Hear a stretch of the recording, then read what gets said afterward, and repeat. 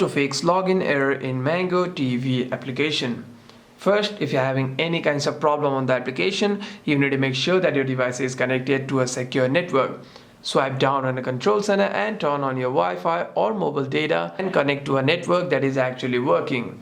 By doing so, you shouldn't be facing any internet issues while logging in.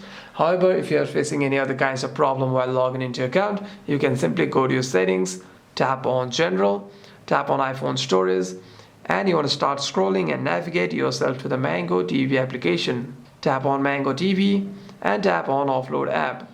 Tap on Offload app again and simply reinstall the application. And what this does is it deletes the application whilst keeping its documents and data.